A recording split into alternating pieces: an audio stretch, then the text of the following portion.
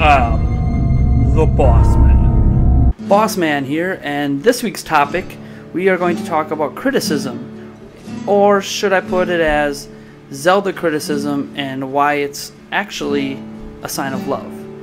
Now, criticism goes way deep at our website. We've been criticizing Zelda games dating all the way back to when we launched in July of 2007.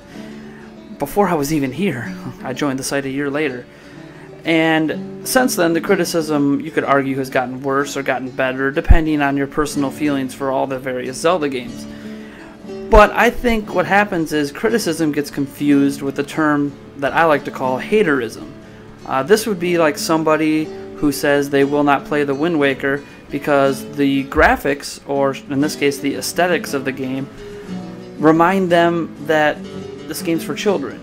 Now, anyone who's actually played the Wind Waker can tell you it's definitely not a children's game, and there's aspects of it such as, spoiler warning, killing Ganondorf at the end and stabbing him in the head and having him turn to stone. That's not exactly something we generally want our young children to experience, even though they do see it in some of today's children's shows like Power Rangers and Ninja Turtles. It's kind of a different experience when you're actually doing it yourself, and I don't know that I'd actually want my children to experience that until they're a little older, maybe 10 or 11. I mean, you're still a child, but you're not the early childhood age that I think many people associate the Wind Waker with when you're on the haterism side of the coin. And I've actually seen some of this towards the reveal of Zelda U, where people will just dismiss it because they don't like the way it looks, or that Link looks too much like a girl, so now I'm not interested in the game anymore because the game's not being made for me. That's haterism. What we like to do at Zelda Informer is not that. We like to do criticism, which is something you generally do of something you love. If you think about it, you might have a sibling and you love your sibling, but you might be critical of your sibling. You know, maybe they're not the best in school, so you might call them dumb once in a while, or you pick on them because you don't like the clothes they wear. It doesn't mean you don't love them, it just means that you think they could be a potentially better version of themselves. And that's kind of what we do with Zelda. Earlier this year, Tyler Meehan, one of our copy editors at Zelda Informer, wrote an entire article series called Rewriting Twilight Princess, where it examined every single story element in the game and talked about how it could have been better, that there was plot holes that never got explained, and that some characters were literally forgotten or not used as much as they should have been used.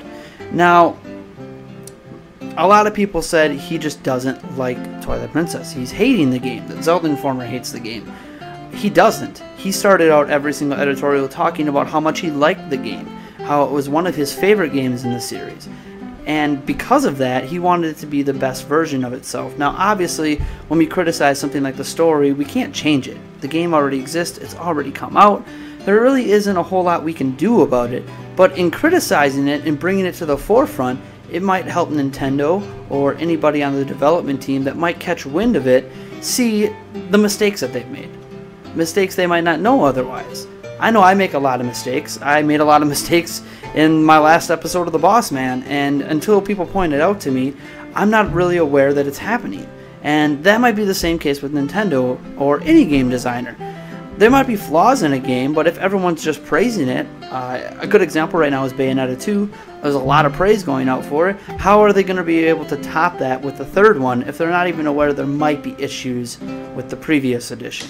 And that's kind of how it works with Zelda.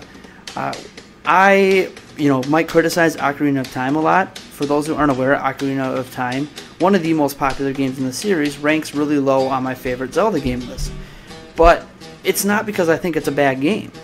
It's just, I think there's a lot of things it could have done better, and a lot of things that future games improved upon and did what I feel Ocarina of Time could have done. Maybe that's unfair because of the time period, but then, I feel Majora's Mask did a lot of things better than Ocarina of Time as well, though Ocarina of Time did some things better than Majora's Mask. That's all part of criticism. We criticize because we love the series so much. I know some fans think you can only really love the series if you're blinded to the faults. If you're basically what they call a fanboy. And I don't like that term fanboy. I understand why it exists. It basically defines someone who's a fan of a series but loves it so much that they're blinded to anything that could possibly be wrong with it. And that's not who we are. but we're just as big of a fan as a fanboy would be. So when you round it all out, what is criticism and why do we do it, and why does it mean you love the series? Because we love it so much, we just want it to be better. Even better than the game ever thought it could be. I love Spirit Tracks. I love it a lot more than Phantom Hourglass, a game that I heavily have criticized, but I'm not afraid to criticize Spirit Tracks either. I understand why some people might not like the on-rails train aspect of it, or the fact that the train tracks themselves do not logically make sense the way they are placed in the game. I get that. That's legit criticism. It doesn't change how much I enjoyed the game. It doesn't change that Spirit Tracks is among my top 3 favorite Zelda games in the whole series. It just means it could have been better. And there's nothing wrong with that. There's nothing wrong with wanting games to be a better version of themselves. So next time when you read us saying how, oh, we don't like this aspect of a game, or the story was flawed, or there was issues here and there, just remember, we're doing it out of love. We're doing it out of passion. We're not doing it because we hate things, because we hate the game. Just keep that in mind. Haterism. Nobody wants it.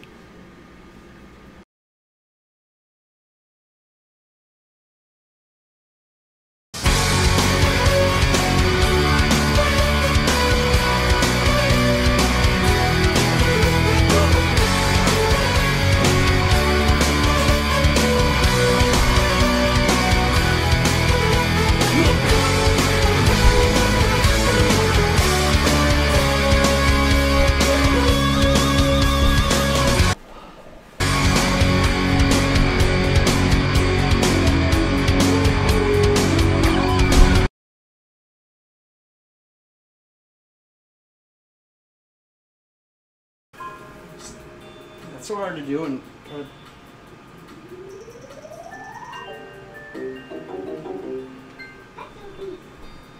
okay, there's my BMI. All right, stop it. Stop the video.